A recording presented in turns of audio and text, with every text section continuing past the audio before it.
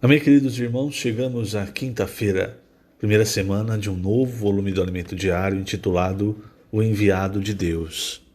O título dessa primeira semana também é O Enviado de Deus. E o título da quinta-feira, a palavra profética na época do apóstolo Pedro. O versículo, Gênesis 3:1. A serpente, mais sagaz que todos os animais selváticos que o Senhor Deus tinha feito, disse à mulher: é assim que Deus disse? Não comereis de toda a árvore do jardim? Senhor Jesus, obrigado, Senhor, obrigado por mais um dia. E obrigado, Senhor, por tua palavra, por tua graça, por tua misericórdia, por teu elevado amor, o amor que te levou para a cruz. Jamais esqueceremos, Senhor, eternamente, o teu amor, o teu sacrifício por nós. Nós te louvamos, nós te adoramos, nós te rendemos graças e toda a glória. Tu és digno, Senhor, de toda a adoração. Nós nos colocamos aos teus pés, Senhor. Nos humilhamos diante de ti para receber a tua palavra, para compreender a tua palavra, mas principalmente para obedecer a tua palavra que nos dá a direção, palavra que nos ilumina, que nos alimenta, que nos faz te conhecer cada vez mais e mais. Não queremos apenas ter uma compreensão da palavra, mas queremos nos aprofundar no conhecimento da tua vontade, da tua pessoa. Por isso, Senhor, hoje, não permita que sejamos enganados por Satanás com suas armadilhas, com as dúvidas que ele lança sobre nós, que possamos caminhar firmes, segundo a tua palavra, sendo alimentados por ti, sendo iluminados por ti, guiados por ti. Não permita, Senhor, que nenhum de nós seja enganado. Pelo contrário, queremos permanecer firmes nesse caminho, no caminho que o Senhor tem nos dado. Obrigado, Senhor. Jesus é o nosso Senhor. O alimento diário de hoje, irmãos, na quinta-feira, ele começa mostrando-nos o cenário no Jardim do Éden. É sempre importante nós lembrarmos o que acontece ali. Os cristãos, eles têm muitas dúvidas com relação ao que se pode fazer, o que não se pode fazer. Alguns usam o versículo de Paulo aos Gálatas, É para a liberdade que Cristo nos libertou, para ter liberdade excessiva. No Jardim do Éden, irmãos, nós vemos um cenário onde havia muita liberdade para o homem, mas também havia restrição. Então, veja que o Senhor ele deixou várias árvores para que o homem pudesse experimentar, para que o homem pudesse comer, para que o homem pudesse desfrutar. A única árvore, e além de todas, tinha a árvore da vida. A única árvore, a única restrição era a árvore do conhecimento do bem e do mal. Essa, a palavra era muito clara. Essa não era para que o homem comesse, homem e mulher. Então nós precisamos também, com relação à palavra de Deus, perceber, irmãos, que a palavra de Deus, a vida de Deus, ela nos dá muita liberdade. Mas a liberdade vai até onde o Senhor restringe, até a restrição. Olha, isso aqui não é para ser feito, disso aqui não pode passar. Só que Satanás, o que ele quer fazer? Ele é a favor da liberdade total, mas é uma liberdade enganosa. Então, quando ele vai até Eva, ele diz: é assim que Deus disse, não comereis de toda a árvore do jardim? Ele começa a abrir os olhos de Eva para tentar mostrar que a restrição de Deus era algo negativo. Sabe, irmãos, quando Deus fala para Adão: olha, você não coma dessa árvore, senão você certamente morrerá. Toda a restrição da palavra de Deus é para nós não experimentarmos a morte. E a palavra de Deus, seguir a palavra de Deus, nos leva a experimentar a vida. Então, é como eu disse, há muita liberdade na palavra de Deus. Se você vai lá para Romanos, Paulo ele fala sobre isso. Ele fala sobre, por exemplo, a liberdade de você poder comer o que você quiser. Não há mais restrição quanto a isso. Não há mais restrição quanto a dias. Não é o que ele fala aos Colossenses? Quanto a festas, no Antigo Testamento, ao povo judeu, havia muitas restrições. Então, hoje, o cristão ele tem muita liberdade, mas ele não tem liberdade para fazer aquilo que vai além da palavra de Deus, ou seja, se Deus restringiu, eu não posso passar. Se Deus mostrou, olha, é assim que é para ser feito, então eu não posso simplesmente olhar e falar assim, dá para ser feito de outra forma. Então a palavra de Deus ela é muito importante na nossa vida, ela é vital para todo cristão. Todo cristão, ele precisa estar alimentado, ele precisa conhecer a palavra, receber a direção do Senhor. E no Jardim do Éden, o que acontecia?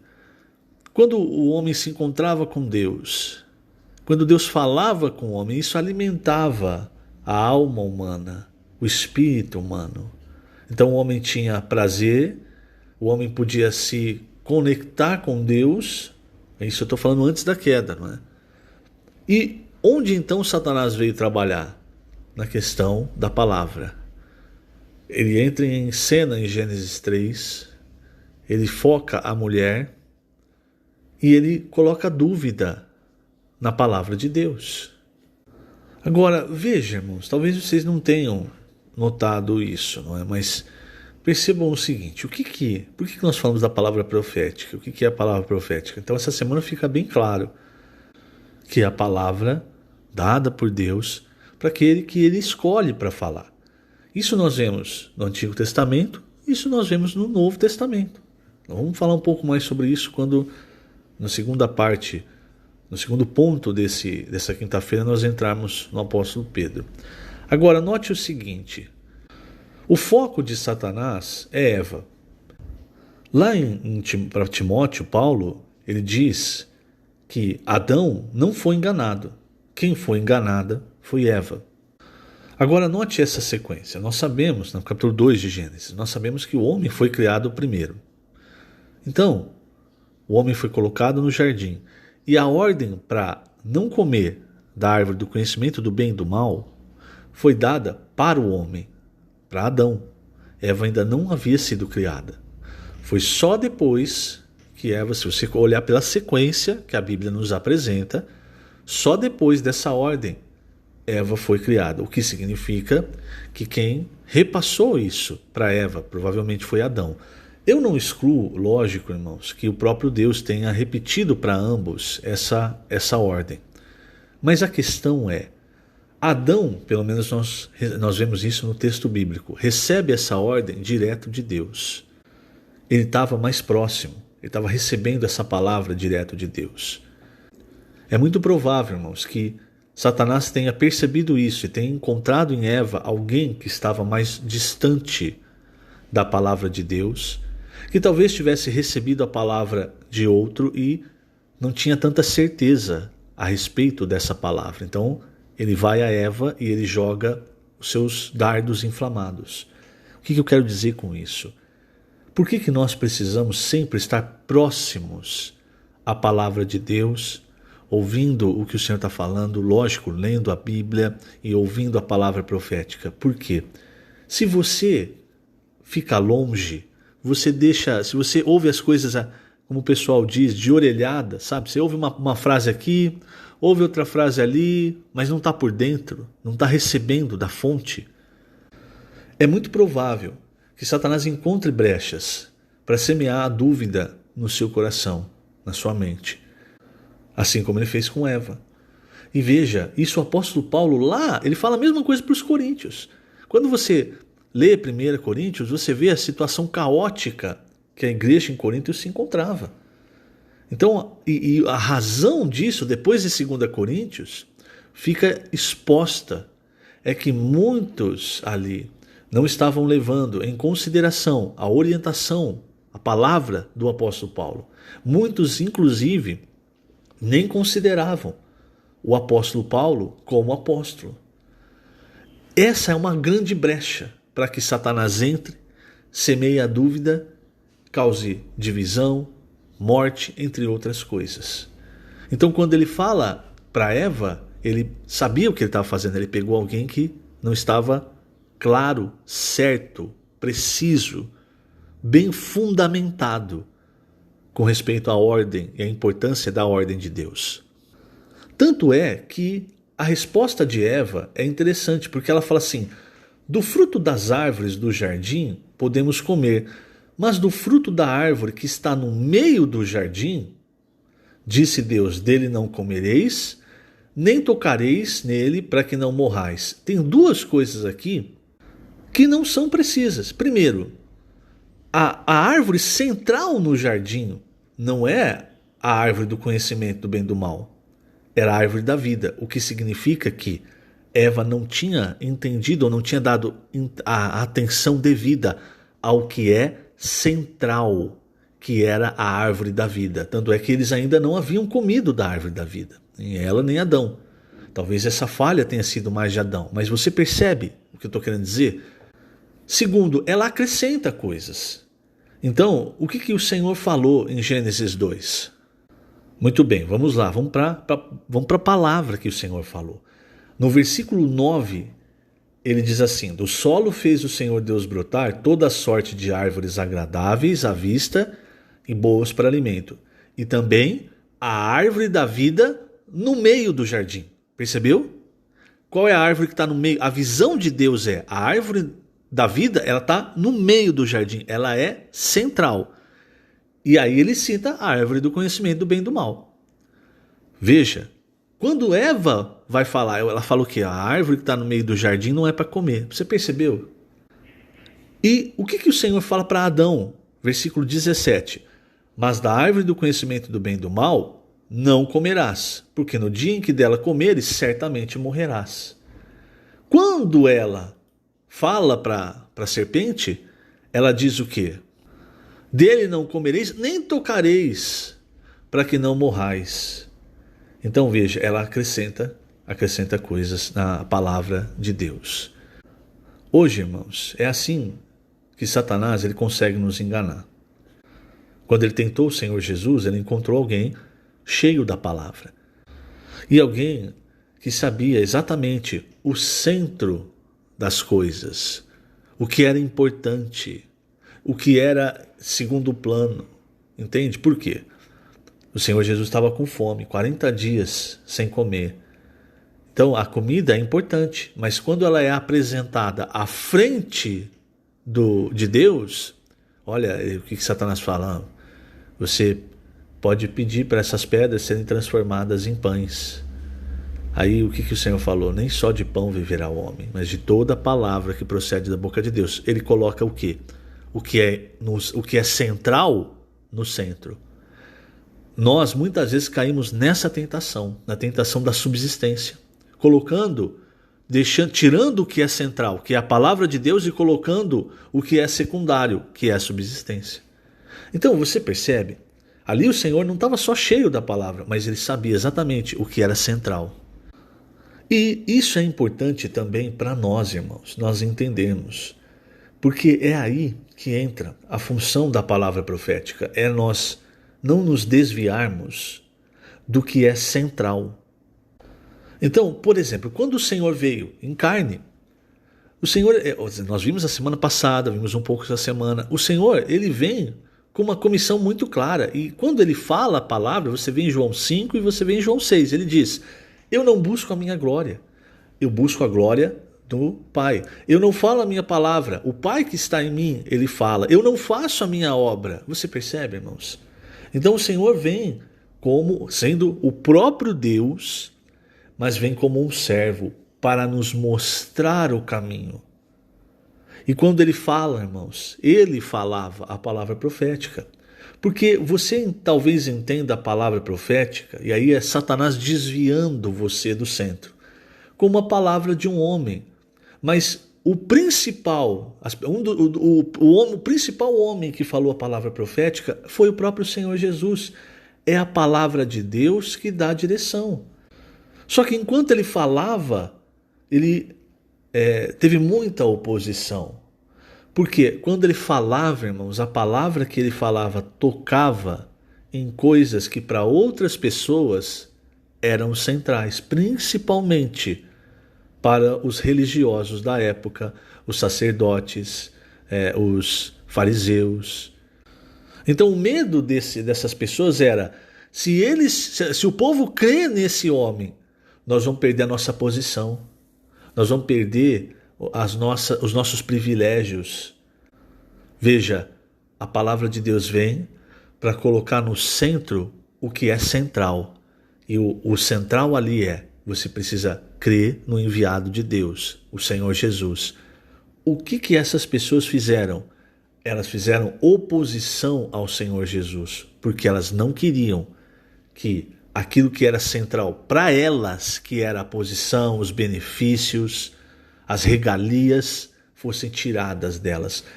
Nós todos, irmãos, precisamos olhar como está a nossa vida. Porque a palavra de Deus, ela vem muitas vezes para isso. Ela vem para colocar no centro o que deve ser o centro. Você lembra, por exemplo, da experiência do jovem rico? Ele vai até o Senhor achando que estava tudo bem, porque ele fala para o Senhor, não, eu cumpro todos os mandamentos.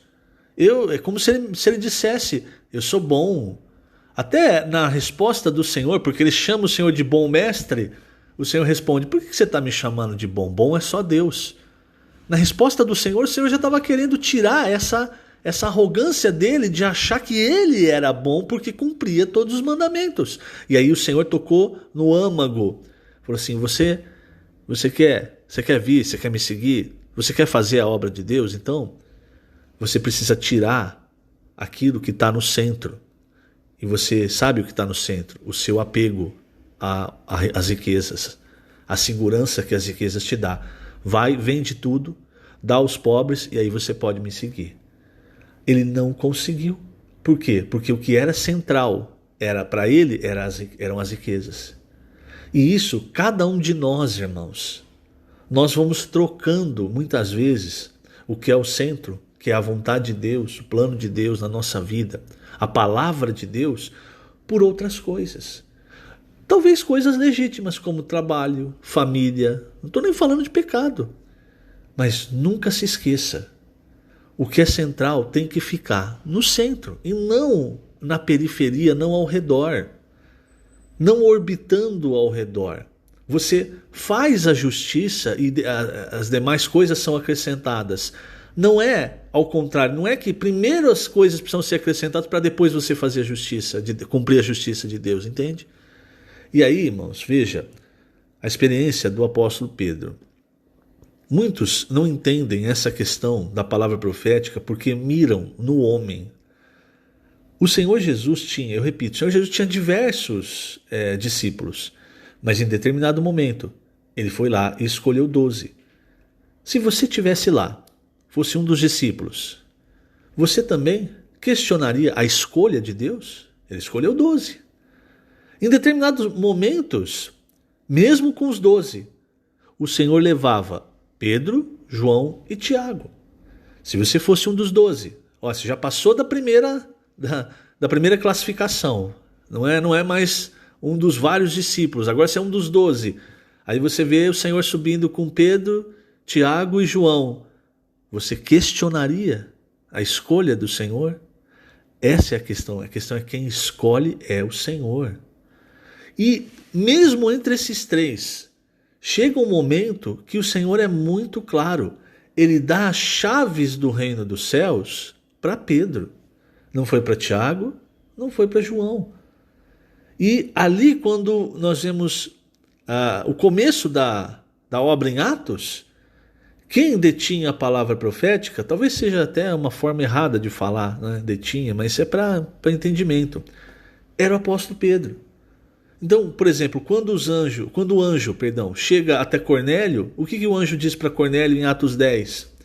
Ele fala, você precisa procurar o apóstolo Pedro, né, Simão, ele dá as instruções, e aí Cornélio então envia alguém para chamar Pedro. Enquanto isso, Pedro estava tendo a visão do lençol, com os animais imundos, e o Senhor falando para ele, Pedro, mata e come. E ele só entende essa visão quando chega alguém da parte de Cornélio e conta a história para ele, aí ele entende. O que ele faz? Ele vai, veja irmãos, ele está seguindo a direção do Espírito. Aí eu vou voltar na questão da escolha de Deus. Nós precisamos tomar cuidado, irmãos, para não querer usar a Bíblia como Satanás usou. Satanás usou a palavra de Deus contra o Senhor Jesus, distorcendo a palavra de Deus. Então a gente vai e tenta usar a palavra contra a própria obra de Deus. Eu não tenho direito, irmãos, de tirar a escolha de Deus, de quem vai falar, de quem vai ser enviado. Então você olha o Novo Testamento, você vê, por exemplo, ontem eu falei, você vai lá em Antioquia, tem 5 pessoas, 5 nomes ali em Atos 13. Todos eram profetas ou mestres, mas apenas 2 o Espírito escolheu. Veja, irmãos, o Espírito faz isso. Nem sempre ele vai usar todas as pessoas. Na verdade, quase nunca ele vai usar todas as pessoas em uma só obra. Então, cada um tem a sua função em áreas diferentes. E aí ele vai e escolhe Barnabé e Saulo. Mas e os outros? E Simeão, e Lúcio, e Manaém? O que vai fazer? Vai continuar servindo o Senhor ali em Antioquia. Ah, não, mas eu queria ter ido junto com Barnabé e Saulo. Então, já que eu não fui escolhido, eu vou ficar embirrado, eu vou fazer confusão. Não, irmãos, porque a escolha é de Deus. Veja, vários apóstolos, vários discípulos, escolheu 12. Aí dentre os 12, tinha 3 que ele levou no Getsêmani para orar, levou para um monte para se transfigurar. Mas mesmo dentre esses 3, tem um que ele fala, olha, agora Pedro, daqui para frente você toma a liderança. E ele, em Mateus 16, ele entrega as chaves do reino para Pedro. Não quer dizer que Pedro era especial, que era diferente dos outros. Ele não estava dando uma posição em que o apóstolo Pedro se destacava. Não, vai lá na epístola de Pedro, 1 e 2, você vê a humildade do apóstolo Pedro dizendo que todos nós somos pedras que vivem para edificação. É isso, irmãos, é entender isso, que todos nós somos pedras. Mas dentre essas pedras, um ele vai escolher para falar, o outro ele vai escolher para servir. No caso ali em Atos, você vê alguns são escolhidos para cuidar da questão da distribuição da comida. Quem escolhe é Deus, irmãos, nós não podemos perder tempo. Não podemos e não devemos perder tempo questionando a escolha de Deus. Se a escolha não foi de Deus, se a escolha foi do homem, você tenha certeza de uma coisa: Deus vai tratar isso. E se Deus escolheu e a pessoa que Deus escolheu, ela não está conseguindo avançar, não está sendo fiel, é o próprio Deus que retira, é o próprio Deus que escolhe outra pessoa. Nós precisamos tomar cuidado para não querer fazer as escolhas de Deus por Deus. E veja, a oposição ela sempre vai caminhar junto com a obra de Deus, sempre. Isso foi quando no Antigo Testamento, quando eles reconstruíram o templo, acontece a oposição. Com Moisés tinha oposição no meio do povo judeu, com o Senhor Jesus. E aqui, na própria igreja em Jerusalém, Pedro, depois que ele abre a porta do reino para os gentios, ele teve dificuldade, ele teve que dar explicação para irmãos que não tinham a visão central do plano de Deus, mas que estavam presos às coisas do Antigo Testamento. Já ficou grande esse áudio, irmãos, então eu vou finalizar lendo na página 16 o penúltimo e o último parágrafo. Veja só.